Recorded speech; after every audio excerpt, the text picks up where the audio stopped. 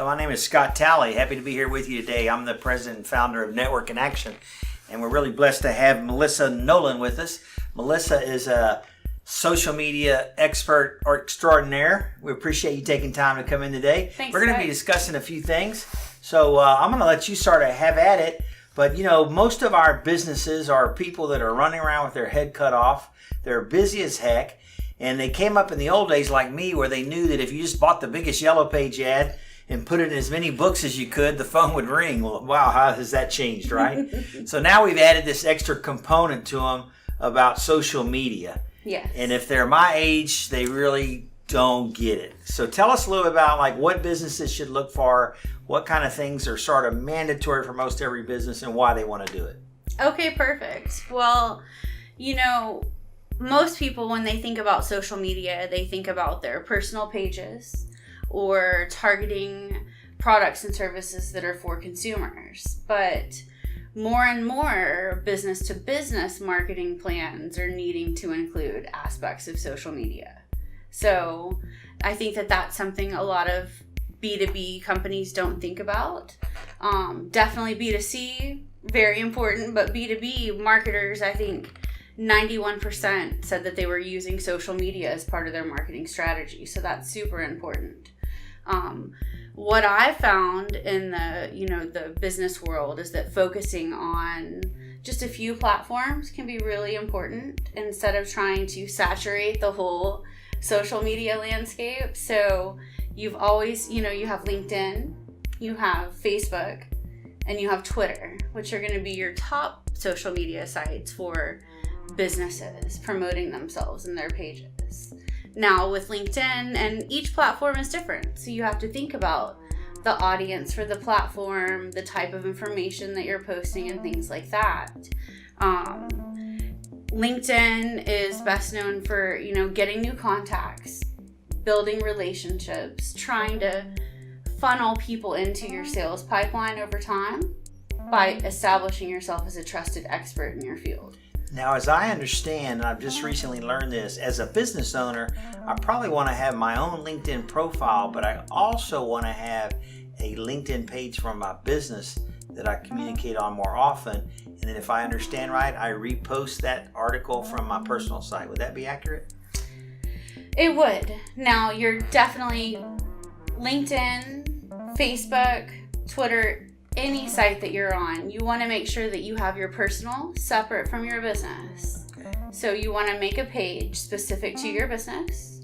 You want to make sure the phone number, the address, the website especially, are all correct and link back to your website.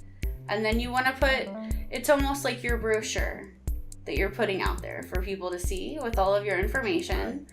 And then you want to post relevant content to it pretty often, maybe 2 to 3 times a week, once or twice a week, get a feel for your audience. And what's the best way for a business owner to do that? Do you find like if they schedule it a certain time, or what's the best way? Make a calendar. It's very simple, but in your calendar or on a separate calendar, lay out the days that you want to post to each site. If you have an hour on Tuesdays and Thursdays where you can focus on making posts to these platforms. Not just posting, but also engaging with your posts. So you want people to hit like. It helps you with your consistency, your discipline on posting. It makes sure you're not forgetting one of the social networks that you have a following on that, is looking forward to you. And besides just having a calendar where you make sure you're posting consistently to each site, you'll start to learn the times of day when you get the most engagement from people, the types of content that makes people want to engage with you more.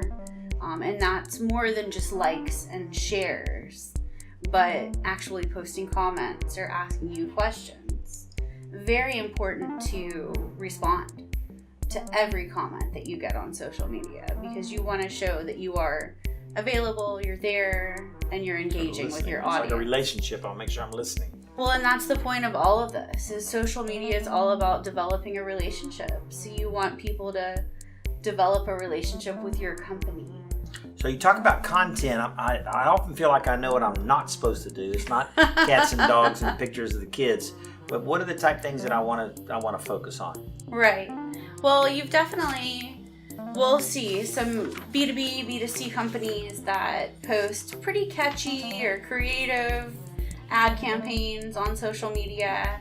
A lot of what I suggest is one, mixing it up, different mediums. So you might have a series of blog posts or an article that you have or a white page that you'd like to highlight, maybe even some content you've curated that you want to discuss a little bit more.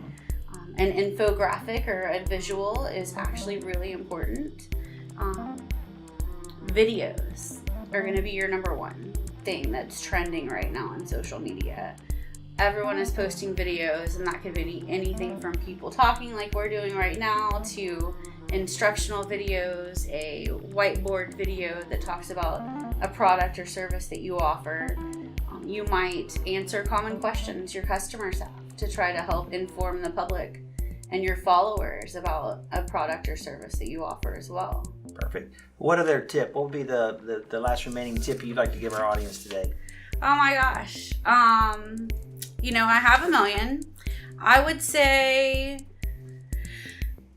my number one tip would be to interact with people. And I know we already talked about it a little bit, but people are much more likely to engage with your company and to come back and remember your brand, because that's what you're doing. You're creating brand awareness. You're trying to get sales in the long run, but in general, you want to develop yourself, establish yourself as a trusted advisor.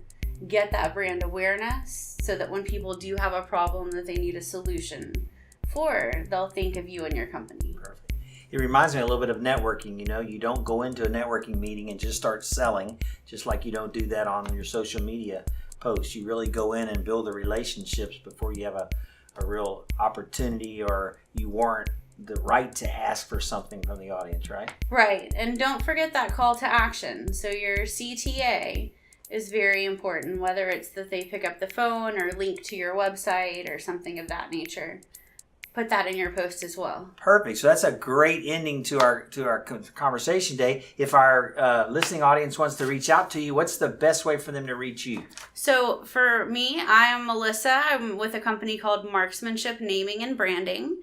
You can reach me at 512-576-9546 or at my email, melissa@marksmanshipbranding.net. Thanks so much for joining us, Melissa. I hope you found it very valuable. Thanks for being here. Thanks, Scott.